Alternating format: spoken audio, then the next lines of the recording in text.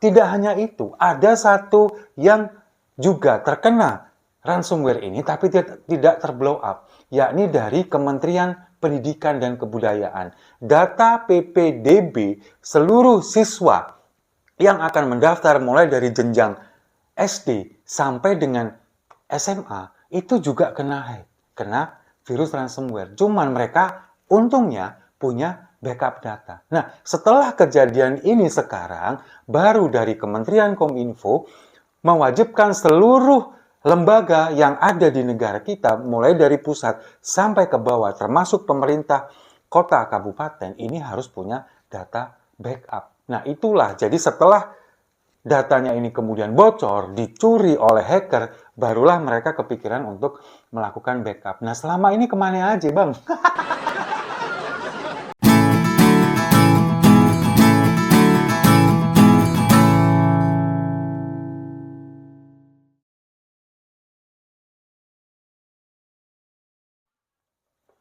Salam damai untuk Indonesia, berjumpa lagi bersama saya, Papa Dimas. Info kali ini datangnya dari kebocoran data yang kita sudah tahu penyebabnya.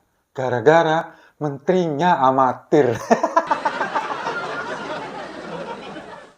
Memang kan akhir-akhir ini, seminggu belakangan ini kan memang lagi ramai tentang bocornya data di Pusat Data Nasional atau PDN sementara di Surabaya, yang kemudian mengakibatkan ini semuanya jadi ramai, kemudian data ini kemudian bocor, diserang hacker dengan virus ransomware. Ini kan kemudian menjadi ramai bahwa negara kita adalah negara yang paling lemah dalam keamanan cybernya.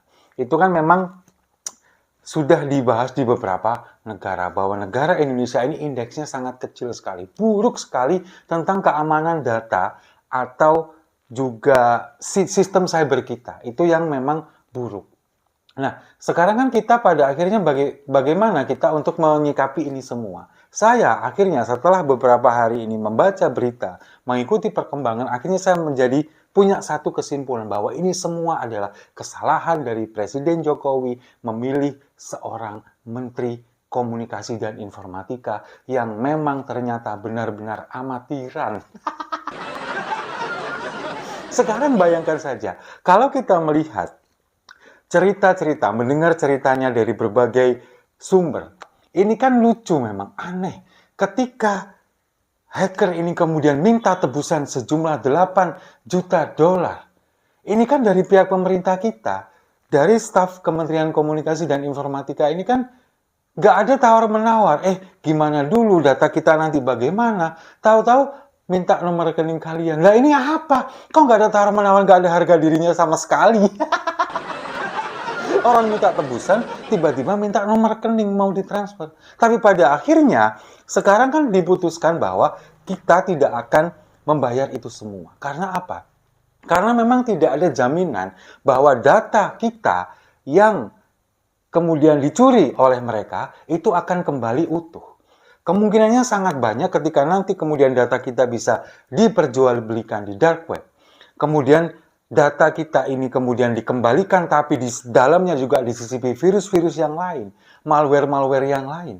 Ini kan tidak ada jaminan itu. Makanya pada akhirnya pemerintah kita tidak mau membayar itu dan rela kehilangan datanya. Nah, ini kan kemudian menimbulkan berbagai spekulasi. Sekarang yang menjadi pertanyaan, kenapa Menkominfo-nya ini dari Kementerian Komunikasi dan Informatika ini kok kemudian membiarkan data ini hilang? Yang pertama itu tadi, tidak ada jaminan data ini akan kembali. Yang kedua, faktanya ternyata dari kementerian sendiri ini nggak tahu data apa aja yang dicuri. Karena apa? Karena oleh hackernya ini datanya digembok, dikunci, ditutup. Kalau ingin dibuka, bayar dulu 8 juta dolar. Kalau misalkan tidak, ya ini kan kita tidak tahu. Nah, inilah kelemahan sistem cyber kita, bahwa ini tidak ada backup. Dari beberapa lembaga, kemudian dari kota, kabupaten, dari pemerintah kita, baik dari pusat sampai daerah, ternyata tidak ada backup data. Nah, kemarin kan sempat spill, akhirnya terkuak di depan publik ini adalah data imigrasi ketika di bandara. Untungnya imigrasi kita sudah mempunyai backup dan itu yang terblow up.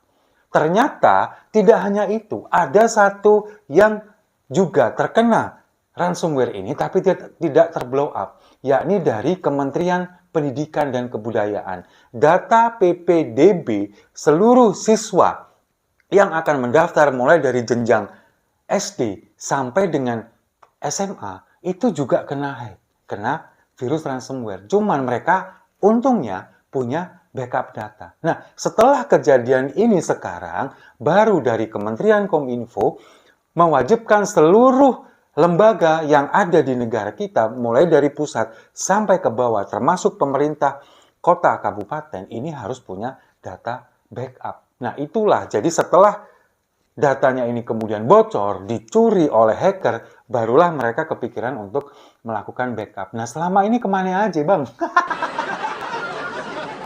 Nah, ini kan harusnya ya, kalau kita melihat dari Badan Cyber dan Sandi Nasional atau BSSN, ini kan sebetulnya sudah me-warning kepada Kementerian Kominfo beberapa waktu yang lalu sebelum ini diserang, bahwa dari luar negeri itu ada serangan tentang ini. Dan Kementerian Kominfo ini sudah di-warning, sudah dinotis oleh BSSN. Tapi apa? Dari kementerian ini sama sekali tidak menggubris. Mereka menyepelekan, lalu kemudian tidak ada langkah-langkah pencegahan atau mitigasi untuk membendung ini semua. Dan kemudian ini ternyata disinyalir adalah human error, keteledoran yang mengakibatkan data kita diretas. Itulah yang kemudian fakta baru yang terkuak. Ini kan juga dari bocoran-bocoran dari beberapa orang ahli IT, kemudian juga orang-orang dari kementerian. Nah, sekarang pada akhirnya kan kita mempertanyakan kenapa kebocoran data ini bisa terjadi di era Presiden Jokowi, terutama di periode kedua ini. Satu kunci yang kemungkinan bisa menjadi jawaban ini semua. Ini bagi saya pribadi, setelah saya menelaah dalam jangka waktu yang tidak cukup lama ini, cukup singkat.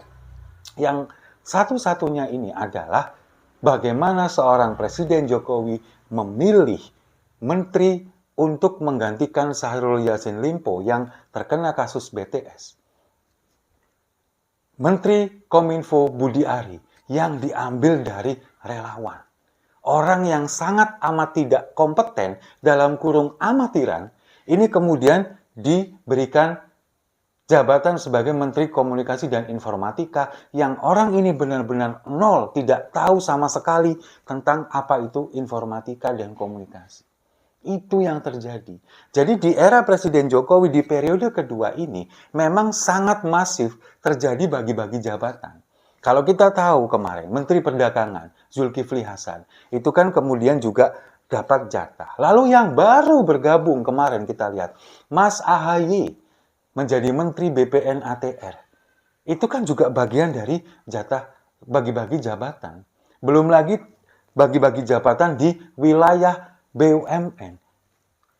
Komisaris, kemudian juga wakil menteri dan beberapa tempat lainnya. Ini kan juga terjadi bagi-bagi jabatan justru di akhir masa jabatan Presiden Jokowi.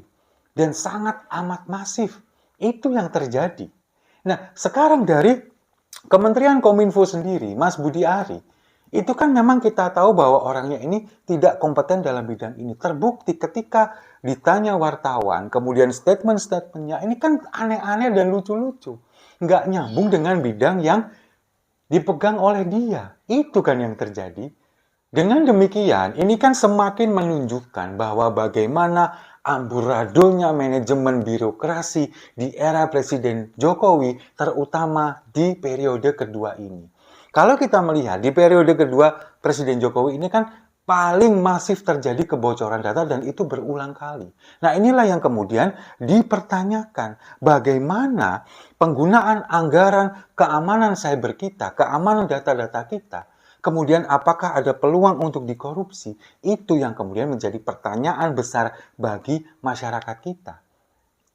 Kenapa dengan anggaran yang cukup besar, kita tidak bisa melindungi data-data dari rakyatnya? Itu yang terjadi. Nah sekarang kalau kita tanya kepada mereka, data apa yang dicuri, data mana yang diambil, mereka juga nggak tahu.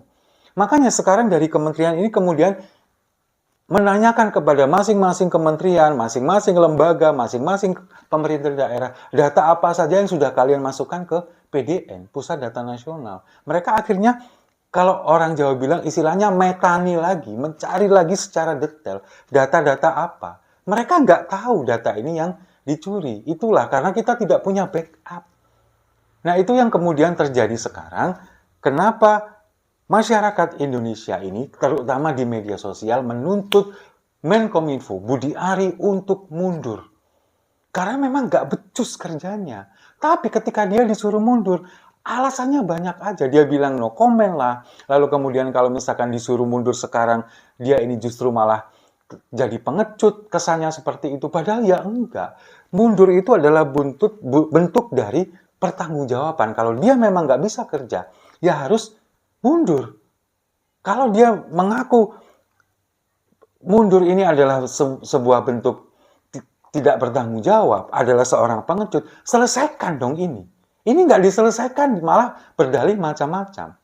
Bahkan ketika kami kritik, kemudian dari Seaworld TV, dari Seaworld.com memberikan kritikan yang tajam kepada Menkominfo, kemarin, hari Sabtu, Seaworld.com itu kemudian nggak bisa dibuka, diblokir.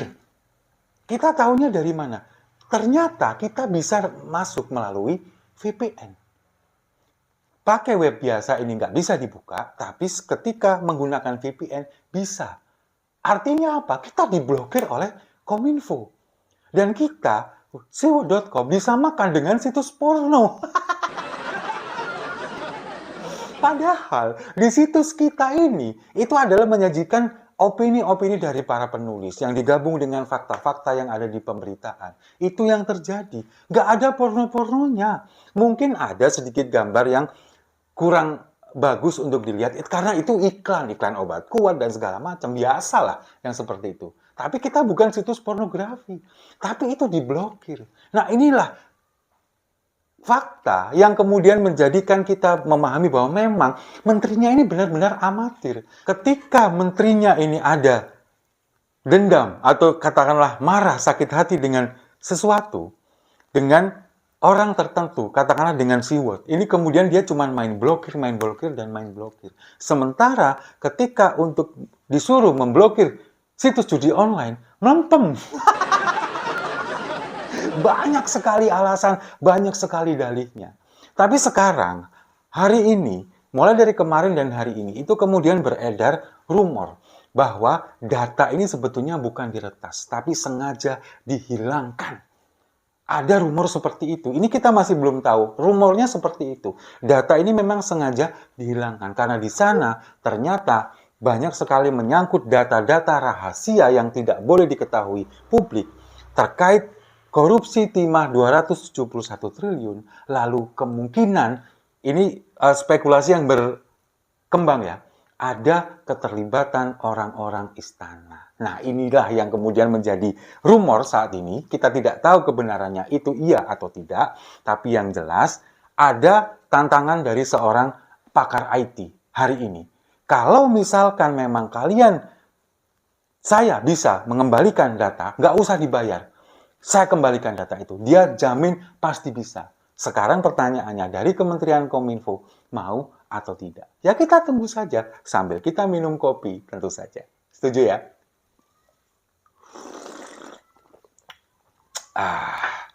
Saya rasa itu. Terima kasih sudah menyimak. Jangan lupa like, komen, dan subscribe. Sampai jumpa di video-video saya selanjutnya. Menteri kok amatir.